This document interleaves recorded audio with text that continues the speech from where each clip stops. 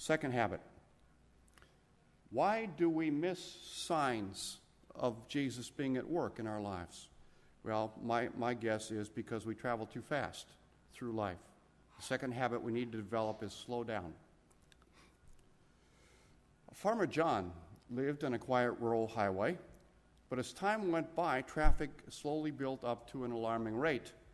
The traffic was so heavy and so fast that his chickens were being run over at an average of 3 to 6 a day. One day, Farmer John called the sheriff's office and said, "You've got to do something about all these people driving so fast and killing all of my chickens." "What do you want me to do?" asked the sheriff. "I don't care. Just do something about these crazy drivers," he said. So the next day, the sheriff sent out county workers to erect a sign that said, "Slow, school crossing." Yeah, good idea. 3 days later, Farmer John called the sheriff and said, "You've got to do something about these drivers. The school crossing sign seems to make them go even faster." Again, the sheriff sent out the county workers, and they put up a new sign, "Slow, children at play." That really sped them up. So Farmer John called and called and called every day for 3 weeks. Finally, he asked the sheriff, "Your signs are doing no good. Can I put up my own sign?" The sheriff said, "Sure thing. Put up your own sign." He was going to let Farmer John do just about anything at that point to stop him from calling him every day. The sheriff had not heard from Farmer John for about 3 weeks, and curiosity got the best of him. So he decided to give Farmer John a call. He said, "How's the problem with the drivers? Did you put up your sign?" "Oh, I sure did. And not one chicken has been killed since. I've got to go. I'm very busy." And he hung up the phone, and the sheriff was really curious now. He thought to himself, "I'd better go out there and take a look at that sign. It might be something that we could use to slow down drivers all over." So he took a drive, and his jaw dropped the moment he saw the sign. Spray painted on a sheet of plywood, "Nudist colony. Slow down and watch out for the chicks."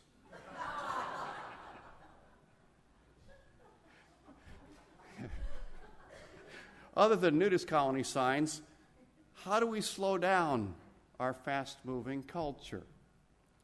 Well, I've got 6 practices that I'll highlight with how you can put them into place in your life. Call the first practice randomizing rituals. What we're attempting to do with a randomizing ritual is to route your routine, to escape the coffins of conformity in order to open yourself to new awareness. Randomizing rituals will be something like, instead of going through what the paper says is playing at the theater, so you pick out a show you want to see in advance, a randomizing ritual would be go to the theater regardless of what's there and see it, even if it is Shrek. Okay. Second thing you might do is take a make-it-up-as-you-go car trip. Stop at restaurants or coffee shops that you've never stopped at before. Ask your server in the restaurant his or her favorite item on the menu and order it.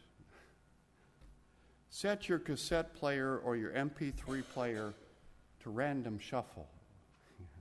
All of those tend to route our routines and randomize our lives and wake us up to new awareness, things that are happening on the fringes.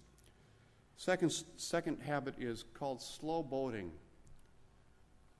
Consumer culture wants us all to live as impersonations of the Energizer Bunny. Did you know that? That's what your culture is out to create of you, the Energizer Bunny. My advice is that we fast from fast. Do I need to say that again? That we fast from fast. Here are several ways to do that. Those of you that have GPS units in your vehicle, take them off the setting fastest route possible and set them to no freeways.